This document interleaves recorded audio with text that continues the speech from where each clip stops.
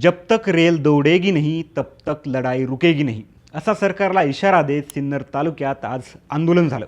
या आंदोलनाचं नेतृत्व केलं आमदार सत्यजित तांबेंनी। नाशिक पुणे हायस्पीड रेल्वे प्रकल्प मूळ प्रस्तावित मार्गाने व्हावा या मागणीसाठी हे आंदोलन करण्यात आलं। या आंदोलनाचं नेतृत्व ठिकठिकाणी वेगवेगळ्या नेत्यांनी केलं।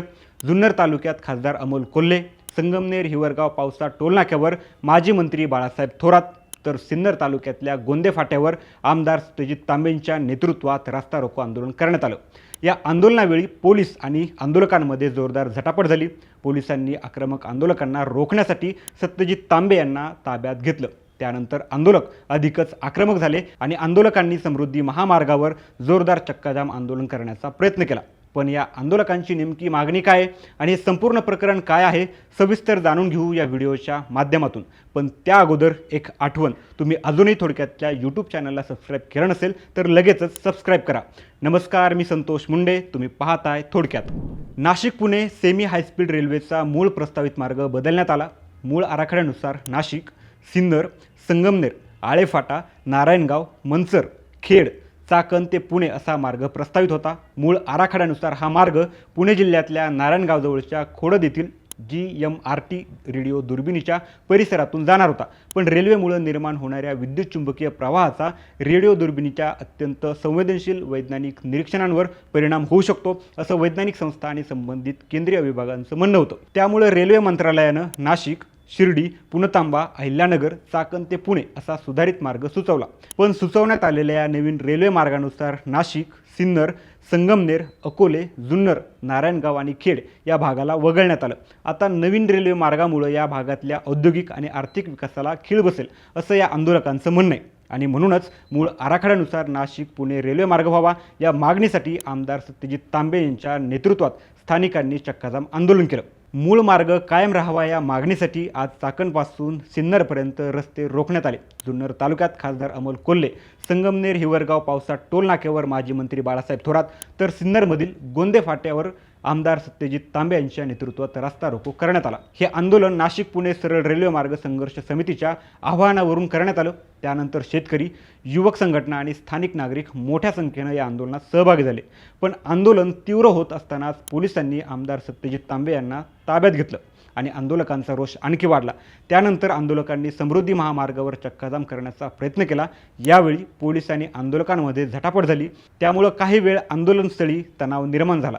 आता आंदोलकांची नेमकी मागणी काय आहे ते समजून घेऊ। नाशिक पुणे हायस्पीड रेल्वे मार्ग मूळ DPR नुसार व्हावा अशी आंदोलकांची मागणी आहे। मूळ DPR नुसार नाशिक, सिन्नर, संगमनेर, आळेफाटा, नारायणगाव, कळंब, मनसर, राजगुरुनगर, चाकण असा सरळ मार्ग जाणं आवश्यक होतं। पण आंदोलकांच्या म्हणण्यानुसार हा सरळ मार्ग बदलून तो पुणे, अहिल्यानगर, शिर्डी, नाशिक असा वगळण्यात आला। यामुळे संगमनेर, सिन्नर, जुन्नरसह मूळ मार्गावरील अनेक तालुके या प्रकल्पाच्या फायद्यापासून वंचित राहतील अशी भीती स्थानिकांना आहे। नाशिक, शिर्डी, अहिल्यानगर, पुणे असा वळसा घेणारा मार्ग अव्यवहार्य ठरेल अशी भूमिका सत्यजित तांबे यांनी यापूर्वीच मांडली होती। तसंच पुणे नाशिक हे अंतर कमी वेळात गाठण्याचा मूळ उद्देशच बाजूला पडेल। याशिवाय नवीन मार्गाचा संगमनेरसह कोणत्याच तालुक्याला फायदा होणार नाही।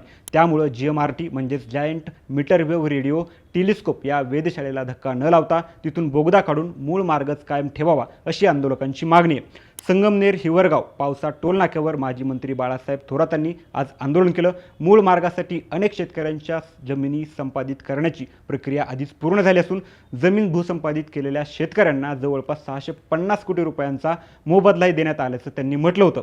त्यामुळं जर आता ऐनवेळी मार्ग बदलला तर या शेतकऱ्यांचं आणि या भागाचं मोठं नुकसान होऊ शकतं असं त्यांचं म्हणणं आहे। पण हा मूळ प्रस्तावित मार्ग बदलला तरी का, तर यामागचं कारण समजून घेण्यासाठी थोडं मागं जावं लागेल।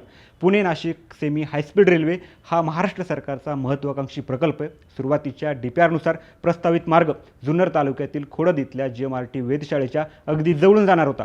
या वेधशाळेतून जगातील महत्त्वाचं रेडिओ खगोलशास्त्रीय संशोधन केलं जातं आणि रेल्वेच्या विद्युत चुंबकीय लहरींमुळे या संशोधनावर परिणाम होण्याची शक्यता तज्ज्ञांनी वर्तवली होती।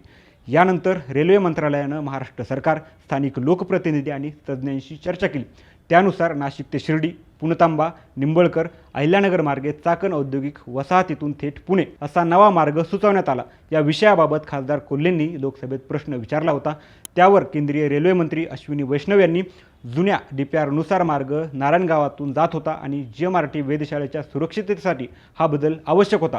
शिवाय शिर्डीसारखं धार्मिक स्थळ रेल्वेनं जोडलं गेल्यास भाविकांना मोठा फायदा होईल असं रेल्वे मंत्र्यांनी त्यावेळी सांगितलं होतं. मात्र हाच बदल आता संगमनेर, सिन्नर आणि जुन्नर पट्ट्यातल्या नागरिकांच्या रोषाचं कारण बनलाय.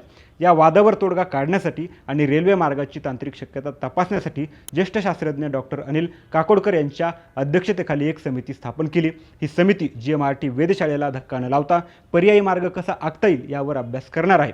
दरम्यान आज सत्यजित तांबेंच्या नेतृत्वात स्थानिकांनी चक्काजाम आंदोलन केलं. या आंदोलनादरम्यान राज्याचे मंत्री गिरीश महाजन यांनी सत्यजित तांबे यांना फोन केला. फोनवर काकोडकर समितीचा आणि जनसुनावणीचा निर्णय पुढच्या 7 दिवसात घेतला जाईल आणि या समितीला कोणतीही मुदतवाढ दिली जाणार नाही असं आश्वासन दिलं.